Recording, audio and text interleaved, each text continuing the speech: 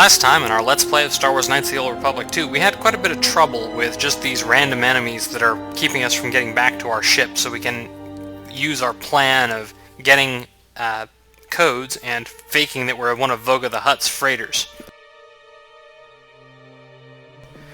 Mira here, I've gained a few levels on. Actually, I was looking back at what she gets for just the first few levels of Scout. She gets a lot of free feats that are class-related, which are actually sort of more useful than I would get from what she's going to change to eventually. I am a little concerned that this party is kind of not doing too well. I didn't really gear up things properly. I've given Mira... I'm having her upgrade Rapid Shot first, rather than upgrading the two-weapon fighting first, because I just don't have the right two weapons to use. And here's another group of the Zug. And there are enough of them that, honestly, I'm not totally convinced we might not be better off just throwing grenades at them. In particular, I want to throw adhesive grenades at these melee guys. More where that came from. Or miss. Just because they're, my party members are shielded against ranged attacks, but not against,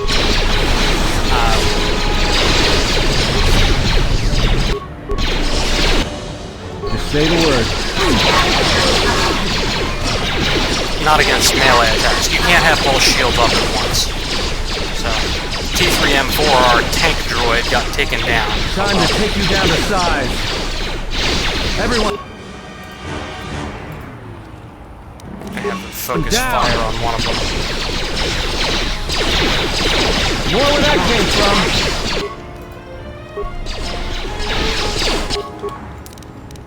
These guys are actually not pushovers. Ready? And I guess the difference here is that when I was fighting them before, I had my main character who has the blaster bolt deflection. Time to take you down to size. Makes their ranged attacks much less effective. But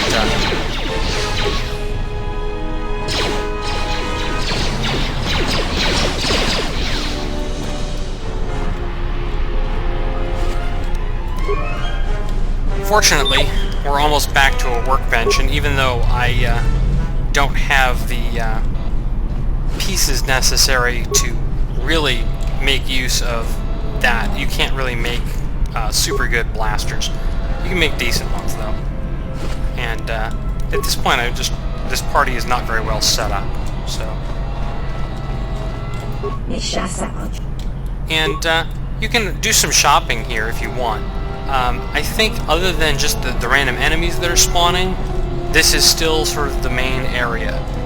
And one question that comes up, really... Oh good, more Gand. Now, again, I want my party members, even though they're set to stationary, they will charge to start a fight.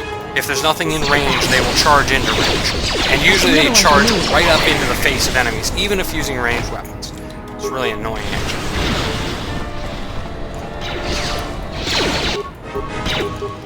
Yeah, Ready?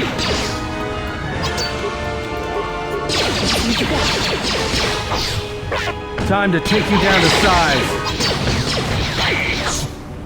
More where that came from. Right.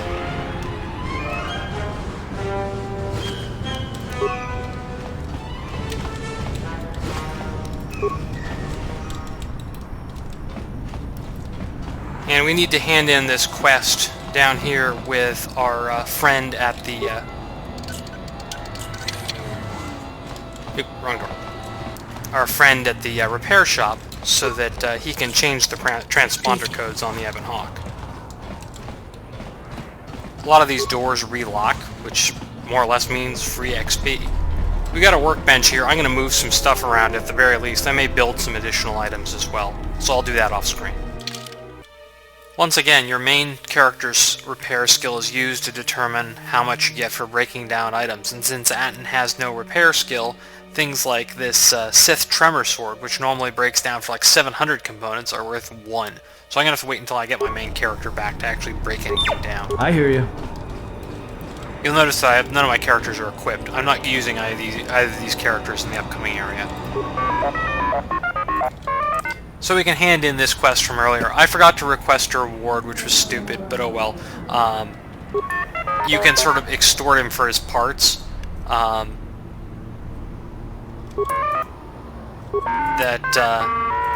Normally that would be a dark side action, but since the exile's not in the party, you don't gain or lose dark side or light side points. It's all of 5 parts, and honestly, parts are just components waiting to happen, but I'm not going to worry about it. You know, at least I got something. You also get some XP. This guy here is who's going to change the signature for Iron Hawk.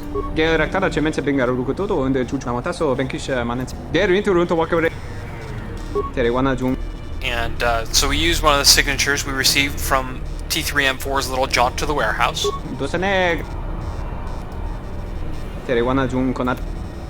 Now, the next time you leave, actually it automatically does it for you, you will get captured by Goto's yacht.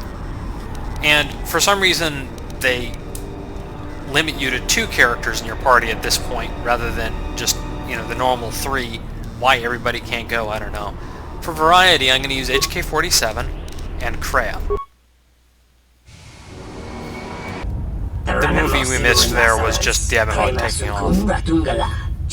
And more or less these bounty hunters are saying, oh no, they're getting away. And they say, well, they're going to follow the Ebon Hawk. And there's a movie of the ship getting captured. I was expecting someone taller. I hope you are not in too much pain to hear my words and understand them. I am Goto, one of the officials representing a percentage of non-sanctioned trading here in both the YouTube system and Republic space. And I had a question for you. Are you a Jedi? Sure, why not? Good. I am already wasting precious minutes in granting you this audience, and I do not wish to waste any more. I have gone to considerable expense and effort to bring you here. It is because I have a job for you. Strange way of asking for help. Yes, but I am not in the habit of asking for things. And you were so difficult to find, even after that small incident on Paragus. There is something important to me I need protected. The Republic. It is broken. What happened on Paragus has set in motion events that I can no longer control. Not to be melodramatic, but I fear it has broken the galaxy irrevocably. This has occupied much of my attention, and there seems to be no predictable way to resolve the situation. Okay, so he chased me all over the galaxy to recruit me to save the world? What? Or the universe, I guess. In one standard month, the Republic will collapse. Not due to war or secession, but because it lacks the infrastructure to support itself. It is unknown to all but a few, but the Sith won the Jedi Civil War. Even with their supposed victory, the war left the Republic on the brink of collapse. Rather than remain and help solidify the Republic, however, Revan chose to leave known space. A frustrating turn of events, as a rallying figurehead could have done much to restore order. Now, this isn't really actually all that clear, but more or less what he's saying is that the Republic won the war with the Sith, but in doing so, more or less broke itself. A Pyrrhic victory is the standard term for that. There is something moving in the galaxy that lies beyond the ability of my instruments to detect or predict. I believe it to be a legacy of the Sith, but I have been unable to determine the source. Whatever this presence is, it is staging strikes at key figures throughout the Republic, and through some unknown means, it is causing the destruction of worlds. KOTOR, a Miraluka world in the Mid-Rim, was one such place. I have reason to suspect there was a gathering of Jedi on that world when it was rendered lifeless. I cannot find any pattern in these attacks, and it is a source of frustration to me. There is some clue, however, that perhaps the Jedi are linked to these attacks, or that the targets are significant in some way I have yet to discover. And we know all about this already because we had the conversation with with Visas about her master. You misunderstand me. I do not wish to stop the Sith any more than I wish to stop the Jedi. It is simply important to me that the infighting amongst these Jedi religious branches be resolved so the galaxy may be put back together. I do not care which one triumphs. I only want the universe to settle down for a while, catch its breath. All these constant crises are getting somewhat repetitive.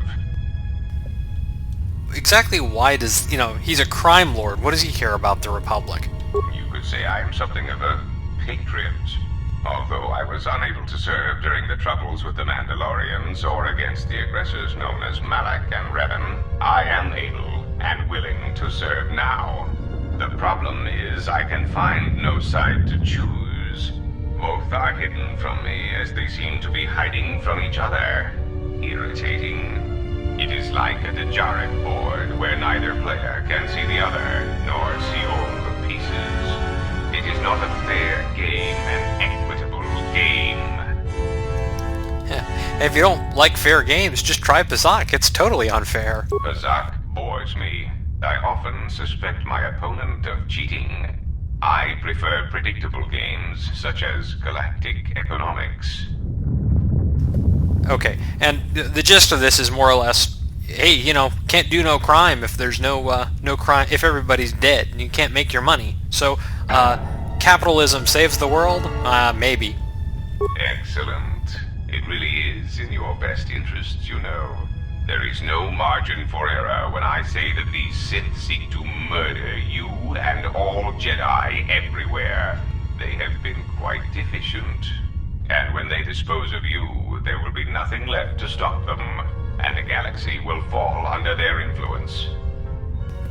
Okay, well, just let me at it. Well, there is where we are at cross purposes. I cannot set you free.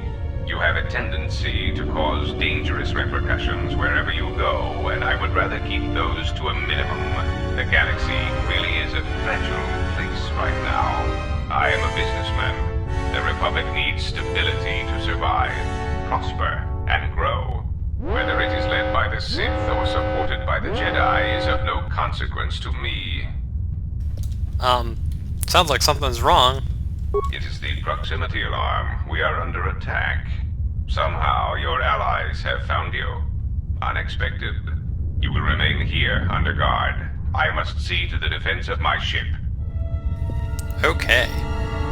That was an interesting conversation.